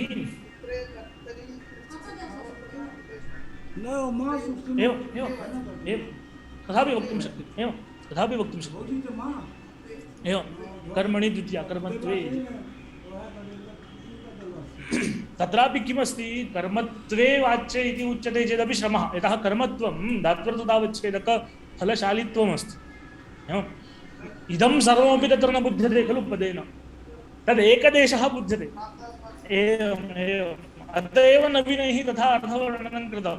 धात्वर्थव्यापारान् वै फलान् वै प्रकृत्यर्थविशेष्यक आधेयत्वे बोध्ये द्वितीया। एवम् एवम् अस्तु। तर्हि तस्मात् बाधके सति त्यज्यते, कथञ्च तत्र शाब्दबोधः भवति इति उक्तं। तर्हि इतः परं शङ्का भवति, किमस्ति, आख्यातेन यदि कर्तुः अभिधानं कृतं चेत् तत्र तृतीया न भवति, यतः अनभिहिते इत्यधिकारीयं कर्तृकरणयोस्तृतीया इति सूत्रं वर्तते।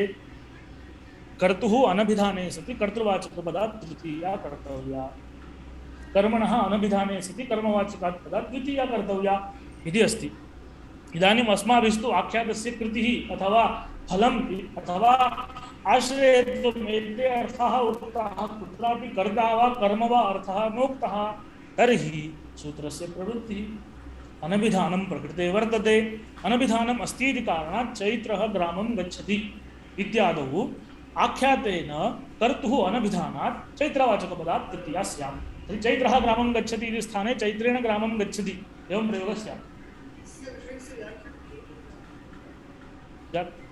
जातं चेत् क्रमेण पठित्वा अग्रे गच्छामः।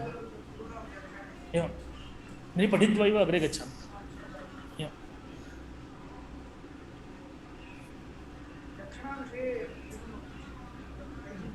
तन्नास्ति, तथा नास्ति लक्षणापर्यन्तम्। अस्तु, अग्रे बहु अस्ति।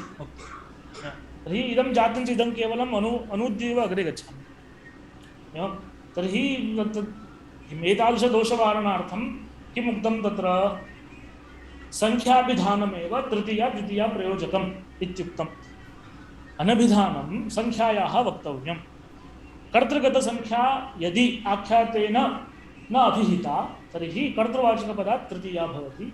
एवमेव कर्मगता संख्या यदि आख्यातेन न अभिहिता चेत् तद्वाचकपदात् द्वितीया भवति। उदाहरणान्यपि प्रसिद्धानि सन्ति। संख्याभिधानयोग्यश्च कः इत्यपि प्रायः उक्तमेव, तर्हि तत्र बहु किमपि न वदामि, तदुक्तमस्ति खलु, तर्हि तत्र किमपि वक्तव्यमिति नास्ति। एवं केवलम् एकमेव बुद्धौ स्थापनीयम्, अयं सिद्धान्तपक्षः नास्ति। संख्याभिधानयोग्यश्च इत्यादिकं यदुक्तमस्ति तृतीया द्वितीया प्रयोजकत्वेन संख्या अनभिधानम् इति यदत्र मुक्तावल्याम् उक्तम्, अयं सिद्धान्तपक्षः नास्ति। सिद्धान्तपक्षस्तु अन्यः वर्तते, परन्तु अयं सुलभरीत्या वर्णयितुं शक्यते इति कारणात् अत्र प्रकृते वर्णितः अस्ति। एवं रीत्यापि समाधानं कर्तुं शक्यते इति रीत्या वर्णनं कृतमस्ति। सिद्धान्तपक्षस्तु अनभिहिते इत्यस्य अन्यार्थकत्वं प्रकृत्यर्थ विशेष्यत्वमात्रेण अर्थे विवक्षिते तृतीया वा द्वितीया कर्तव्या इति व्युत्पत्तिवादादौ तत्र अराक्रान्तः। तर्हि कर्तृसंख्या अनभिधानस्य तत्र तन्त्रत्वात् संख्याभिधानयोग्यश्च कर्मत्वात् दिनवृत्तः प्रथमान्तपदोपस्थाप्यः। कर्मत्वादि इत्यस्यापि अर्थः उक्तः। यदि यथाश्रुतार्थकत्वं तर्हि कर्मत्वात् दिनवृद्धत्वं प्रथमान्तपदोपस्थाप्यत्वं च चैतरेव मैत्रो गच्छति इत्यत्र चैत्रस्यापि वर्तते।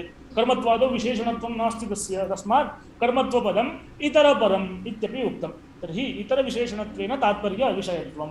प्रकृते च इतरपदार्थः सादृश्यम् अस्ति इति कारणात् सादृश्यविशेषणत्वेन तात्पर्यविषयत्वात् चैत्रपदोत्तरसंख्याभिधानं नास्ति इति।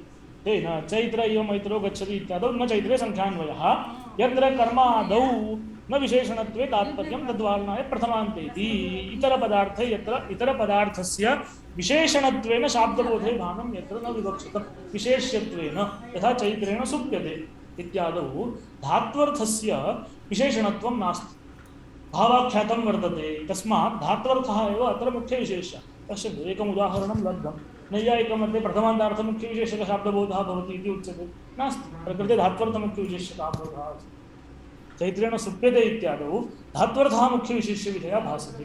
तस्मात् धात्वर्थश्च प्रकृते इतरविशेषणत्वेन तात्पर्य अविषयः नास्ति चेत् अध्याहर्तुं शक्यते अन्यत्।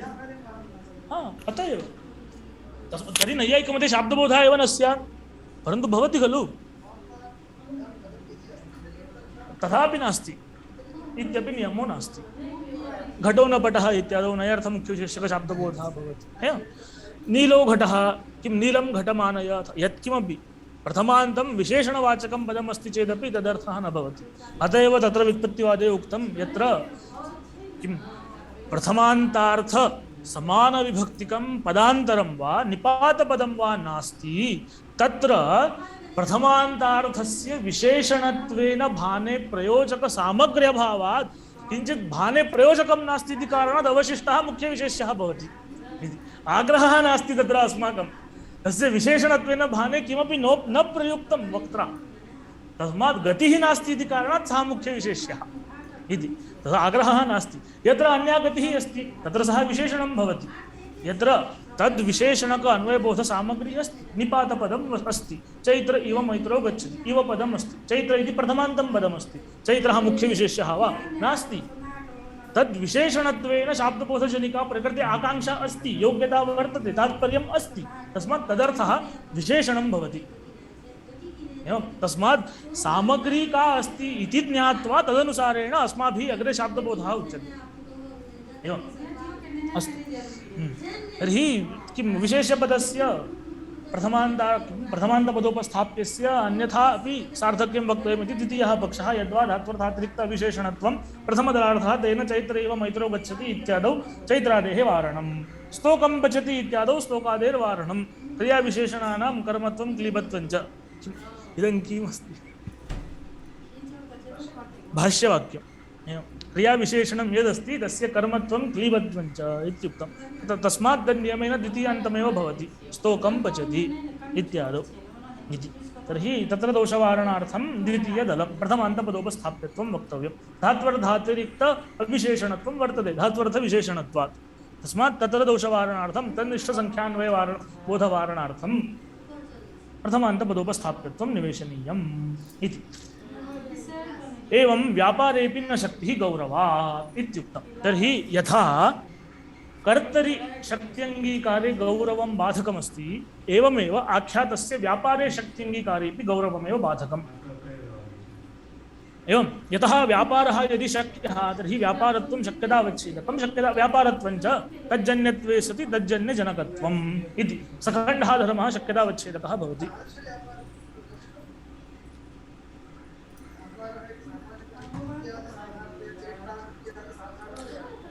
तर्हि शक्त्यानन्त्यं भवति। हाँ, तन्मास्तु न तन्न उक्तम् अन्यः कश्चन एवं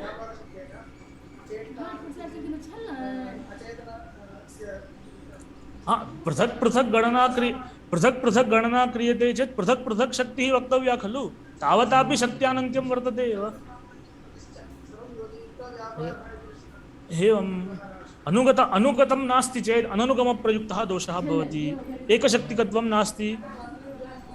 एवं तस्मादेव खलु इदं व्यापारत्वम् अनुगतं किञ्चित् वक्तुं शक्यते वा इति आलोचितं। अननुगमः एव दोषः। यदि अननुगता शक्तिः स्वीक्रियते चेत् स एव दोषः इति। तस्मात् अनुगतं किञ्चित् वक्तव्यं तदिदमेव आगच्छति अन्ततो गत्वा। नास्ति संयोगोऽपि क्वचित् अस्ति। एवं तस्मादेव कर्मरूपताम् अनुक्त्वा जन्यस्य जनकः इति खलु उक्तं। तदेव व्यापारत्वं भवति। कर्म अकर्मसाधारणं तदेव गुरुभूतम् अस्ति इति कारणात् व्यापारेऽपि शक्तिः न स्वीक्रियते। रथो गच्छति इत्यादौ तु व्यापारे आश्रयत्वे वा लक्षणा, जानाति इत्यादौ तु आश्रयत्वे, नश्यति इत्यादौ तु प्रतियोगित्वे विरूढलक्षणा। कृतौ एव शक्तिः तदन्यस्थले लक्षणा। आख्यातस्य शक्तिः कृतौ तदन्यस्थले जानाति नश्यति इत्यादौ सर्वत्रापि लक्षणैव। कुतः इत्युक्तौ स्वरसतः चेतने एव करोतेः प्रयोगः भवति। चेतनवृत्ति धर्ममादायैव आख्यातस्य प्रयोगः भवति। एवं चेतनवृत्तिः यः कृतिरूपः धर्मः तं धर्ममादायैव स्वरसतः प्रयोगः भवति। अत एव मत्तः भूतं न मया कृतम् इति व्यपदेशः इत्युक्तम्। यदि मया इदं न कृतमस्ति परन्तु जातं कथञ्चित्, यदि व्यापारसामान्यम् आख्यातेन विवक्षितं चेत् मया कृतम् इति तत्र व्यवहारः अपेक्षते, न भवति तत्र व्यवहारः। मया न कृतम् इति उच्यते। तेन ज्ञायते विशिष्य चेतनसमवेतः एव कश्चन धर्मः कृतिरूपः करोत्यर्थकत्वेन तत्र विवक्षितः अस्ति, क्रियार्थकत्वेन विवक्षितः अस्ति। क्रियः यः अर्थः स एव आख्यातस्य अर्थः। तयोः परस्परं विवरणभावः अस्ति इति कारणात् तदग्रे उच्यते पचति इत्यस्य पाकं करोति इति विवरणं भवति। आख्यातस्य विवरणं क्रिया भवति। तर्हि विवरणं नाम किं? तत् समानार्थकपदान्तरेण तदर्थकथनं। तत् समानार्थकं पदान्तरत् इत्यनेन ज्ञायते उभयोः अर्थः एकः अस्ति। तर्हि क्रियः यदि यत्नार्थकत्वं तर्हि आख्यातस्यापि यत्नार्थकत्वम् इति ज्ञायते। तस्मात् तादृश यत्नार्थक करोति विव्रियमाणत्वात् आख्यातं यत्नार्थकम्, आख्यातार्थः कृतिः, न तु अन्यः कश्चन तदर्थः इति ज्ञायते। तर्हि अन्यः बुध्यते चेत् सः लक्षणया इति उक्तम्। तर्हि व्याकरणात् शक्तिग्रहस्य इदम् उदाहरणम्। अग्रे उपमानात् शक्तिग्रहः स तु पूर्वमेव निरूपितः, पूर्वखण्डे एव एकः सम्पूर्णः खण्डः तदर्थम् अस्ति, कथं शक्तिग्रहः भवति इति वक्तुं। तस्मात् अत्र तद्विषये बहु न वक्तव्यम्। एवं कोशादपि शक्तिग्रहः सर्वत्रापि पश्यन्तु सतिबाधके त्यज्यते इति अस्ति एव। सर्वत्रापि इदम् अनुगतं वर्तते। असतिबाधके तत् प्रमाणत्वेन स्वीक्रियते। बाधकमस्ति चेत् तस्य तदंशे प्रमाणत्वं नास्ति। सतिबाधके क्वचित् त्यज्यते, यथा नीलादिपदानां नीलरूपादौ नीलविशिष्टे च शक्तिः कोशेन व्युत्पादिता। रूपेपि शक्तिः व्युत्पादिता, रूपविशिष्टेपि शक्तिः व्युत्पादिता। उभयथापि प्रयोगः अस्ति। किम् आदर्तव्यम् इत्युक्तौ पूर्ववदेव वक्तव्यम्। रूपे शक्तिश्चेत् शक्यतावच्छेदके लाघवं, रूपविशिष्टे शक्तिश्चेत् शक्यतावच्छेदक गौरवं। तस्मात् बाधकबलात् रूपे एव शक्तिः आश्रये प्रयोगस्तु लक्षणया इति वक्तव्यम्। तथापि लाघवात् नीलादावेव शक्तिः नीलादिविशिष्टे तु लक्षणा इति। एवम् आप्तवाक्यादपि इदं जातं कोशरूपं शक्तिग्राहकं प्रमाणम् अग्रे आप्तवाक्यमपि यथा कोकिलः पिकशब्दवाच्यः इति शब्दात् पिकादिशब्दानां कोकिले शक्तिग्रहः प्रसिद्धः इति।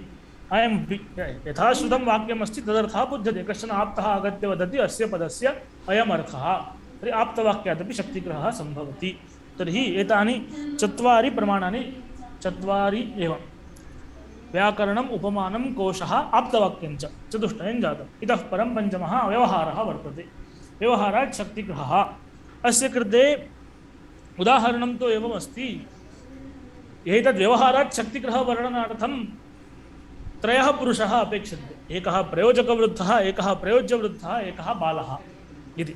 बालः कश्चन उपविश्य प्रयोजकवृद्धेन प्रेरितं प्रयोज्यवृद्धं दृष्ट्वा अग्रे प्रयोजकवृद्धस्य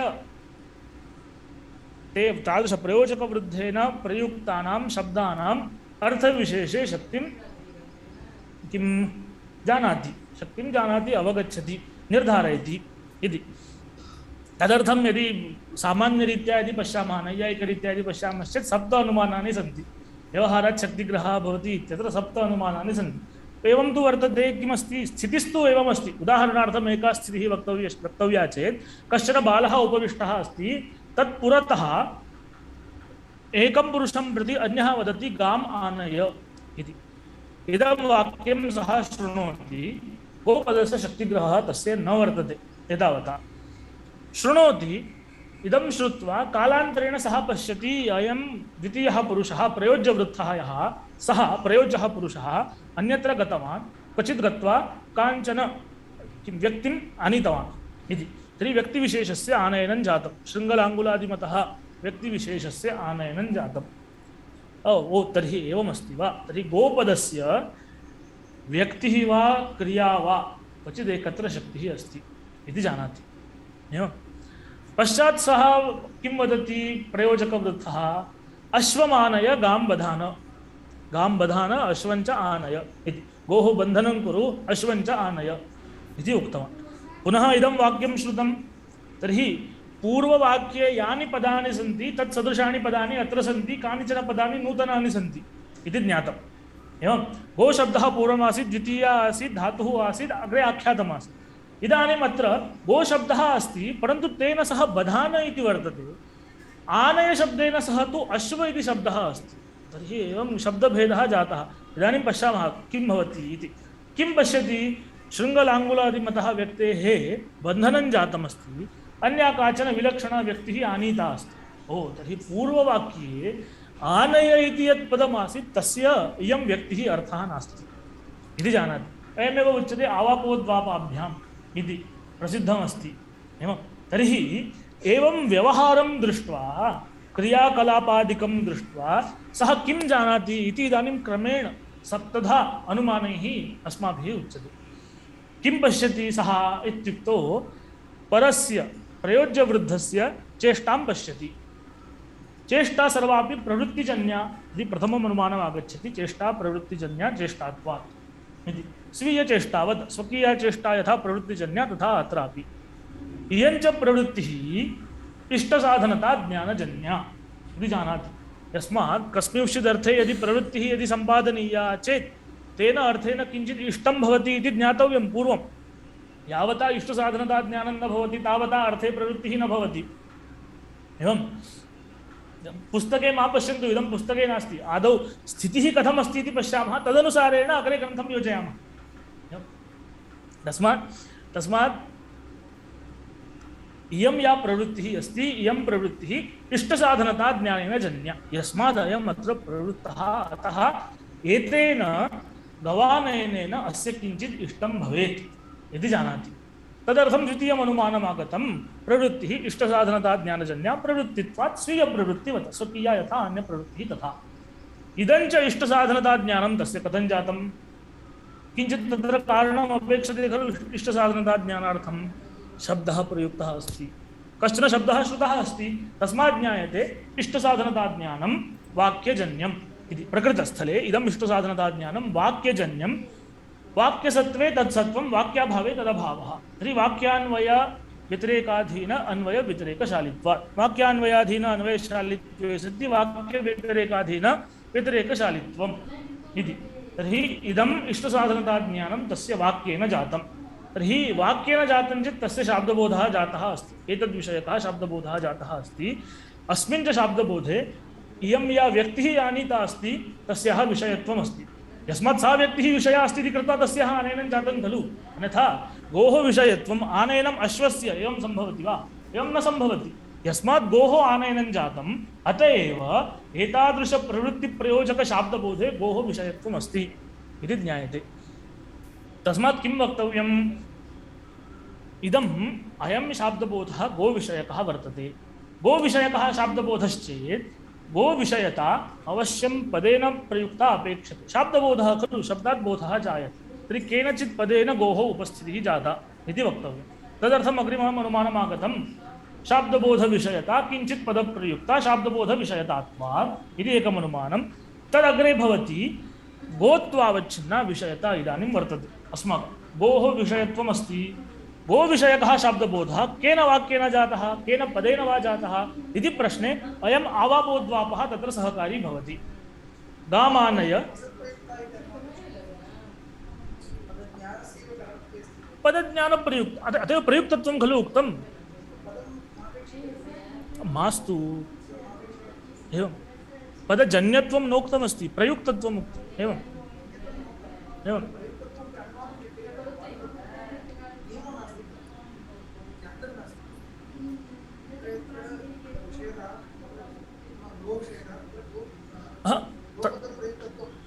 तन्नास्ति शाब्दबोधविषयतायां पदप्रयुक्तत्वव्याप्तिः वर्तते पदज्ञानप्रयुक्तत्वव्याप्तिः एवम् एवं प्रयोज्यप्रयोजकभावः यदा उच्यते तदा प्रयोजकत्वं ज्ञानघटितसम्बन्धेन वक्तव्यं भवति प्राचीनमतं खलु एवं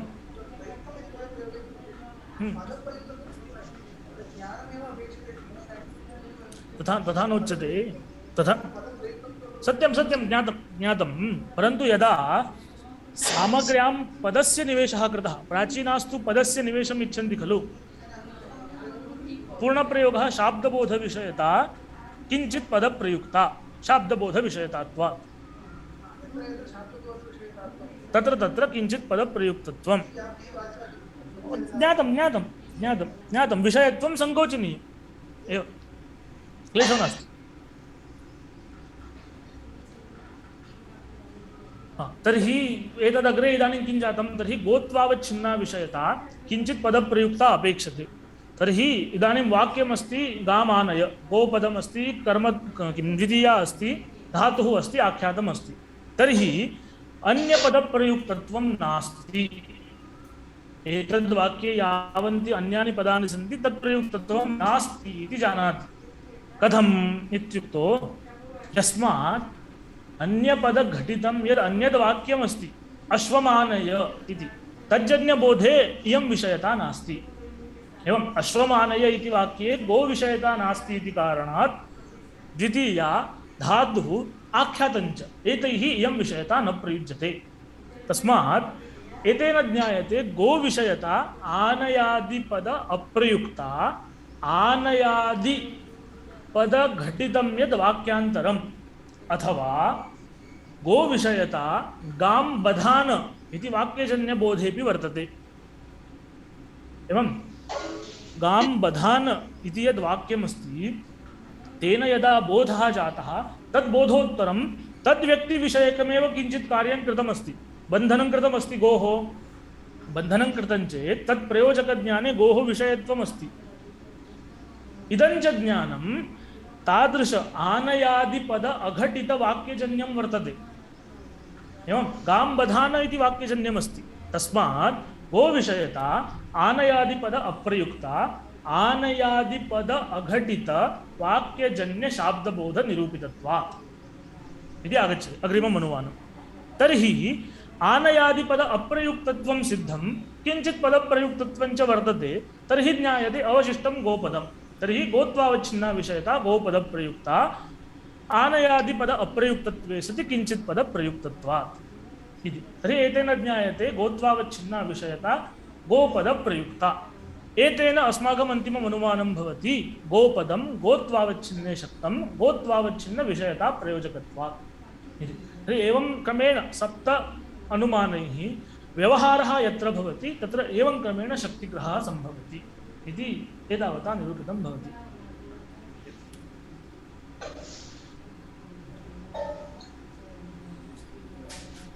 इतः परं 15 निमिषोत्तरं पुनः उपविष्टम्।